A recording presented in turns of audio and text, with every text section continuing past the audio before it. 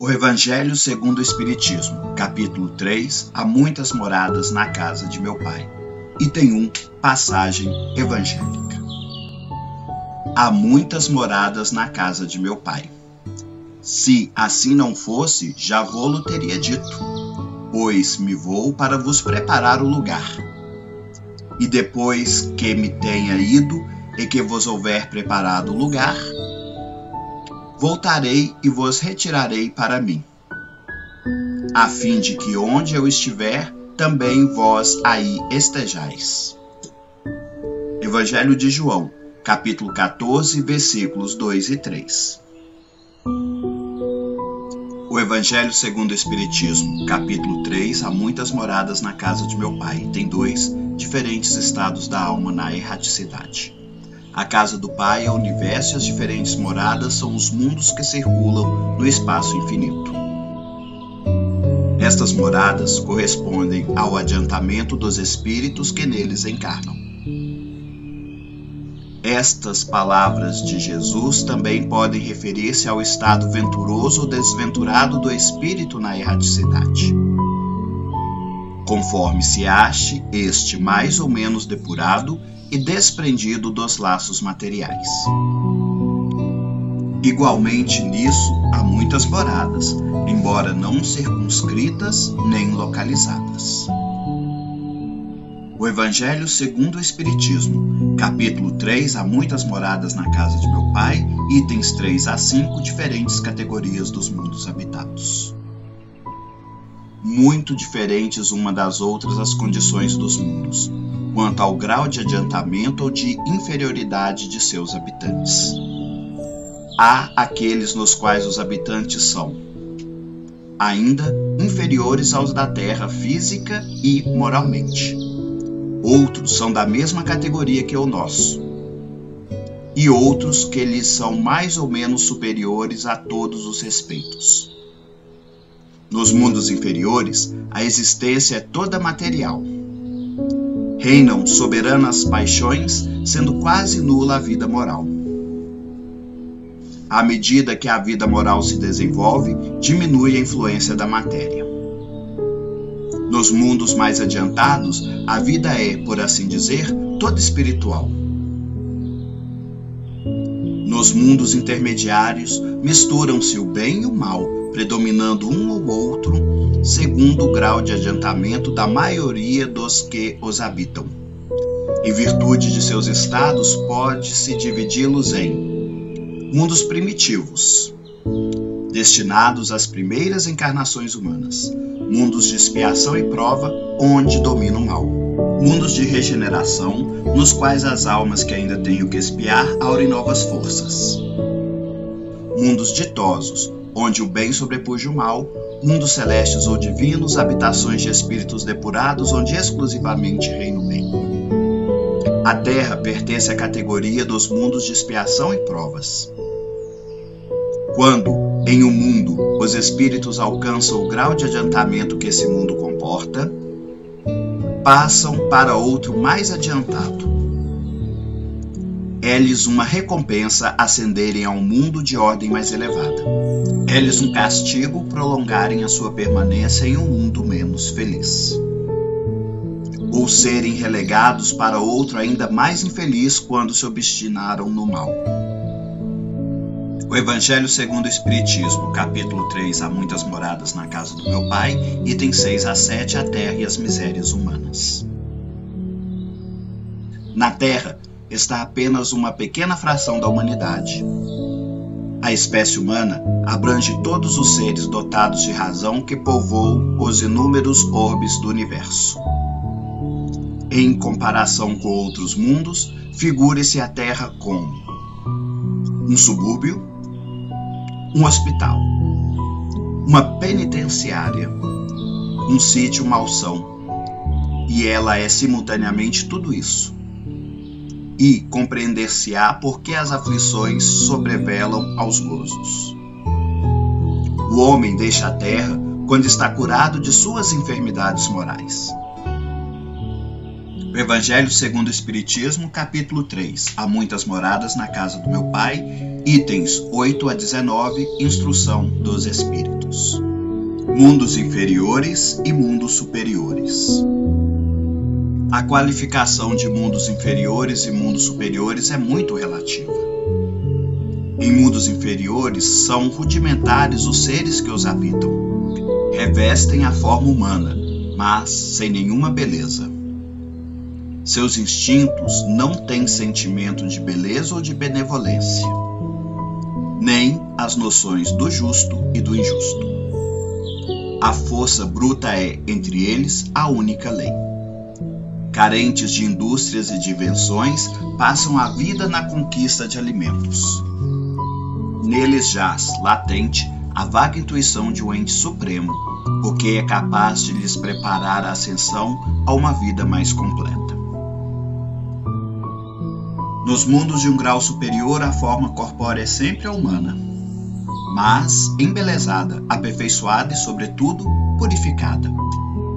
O corpo não está mais sujeito às necessidades, nem às doenças ou deteriorações. Mais apurados são os sentidos. A locomoção é rápida e fácil. Os homens conservam, ao seu grado, os traços das suas passadas migrações, irradiando uma luz divina. Curta ou quase nula infância. A vida é proporcionalmente muito mais longa. A morte, longe de causar pavor, é considerada uma transformação feliz. Durante a vida, a alma goza de lucidez que lhe consente a livre transmissão de pensamento. As relações são sempre amistosas entre os povos. A autoridade merece o respeito de todos, porque somente ao mérito é conferida e se exerce sempre com justiça. O homem procura elevar-se, aperfeiçoando-se. Todos os sentimentos delicados e elevados se acham engrandecidos e purificados. Um laço de amor e fraternidade prende uns aos outros todos os homens, ajudando os mais fortes aos mais fracos. Possuem bens em maior ou menor quantidade. Ninguém, todavia, sofre por lhe faltar o necessário. O mal nesses mundos não existe. A eterna luz, a eterna beleza e a eterna serenidade da alma proporcionam uma alegria eterna. Não há angústias da vida material ou pelo contato dos maus, que lá não têm acesso. A todos os espíritos são acessíveis os mundos felizes. Apenas lhes cumpre conquistá-los pelo seu trabalho. Mundos de expiações e provas, por Santo Agostinho. Que vos direi dos mundos de expiações e provas que não saibais, pois basta observeis o em que habitais. A superioridade da inteligência e qualidades inatas constituem a prova de que já realizaram certo progresso. Mas numerosos vícios constituem um indício de grande imperfeição moral. Mediante penoso trabalho e misérias da vida, expiam aqui suas faltas, até que hajam merecido ascender a um planeta mais ditoso. Nem todos os espíritos que encarnam na Terra vão para aí em expiação. As raças selvagens e semicivilizadas são espíritos que apenas saíram da infância espiritual e que na Terra se acham em curso de educação para se desenvolverem pelo contato com espíritos mais adiantados. Os espíritos em expiação já viveram noutros mundos, donde foram excluídos em consequência de sua obstinação no mal e, por se haverem constituído, causa de perturbação para os bons. Tiveram de ser degradados por algum tempo para o meio de espíritos mais atrasados, com a missão de fazer que estes últimos avançassem. pois que levam consigo inteligências desenvolvidas e o germe dos conhecimentos que adquiriram. Os mundos expiatórios, cuja variedade é infinita, servem de lugar de exílio para os espíritos rebeldes à lei de Deus. Estes espíritos têm aí de lutar ao mesmo tempo com a perversidade dos homens e com a inclemência da natureza, desenvolvendo assim as qualidades do coração e as da inteligência. Deus, em sua bondade, faz que o próprio castigo redunde em proveito do progresso do espírito. Mundos regeneradores, por Santo Agostinho. Os mundos regeneradores servem de transição entre os mundos de expiação e os mundos felizes. A alma penitente encontra neles a calma e o repouso e acaba por depurar-se. O homem ainda se acha sujeito às leis que regem a matéria, experimenta sensações e desejos, mas se liberta das paixões desordenadas. Em todas as frontes vê-se escrita a palavra amor. Perfeita equidade preside as relações sociais. Todos reconhecem Deus e tentam caminhar para Ele, cumprindo-lhe as leis. Ainda não existe a felicidade perfeita, mas a aurora da felicidade. Ainda tem que suportar provas, porém, sem as pungentes angústias da expiação. Estes mundos são bastante ditosos e muitos dentre vós se alegrariam de habitá-los.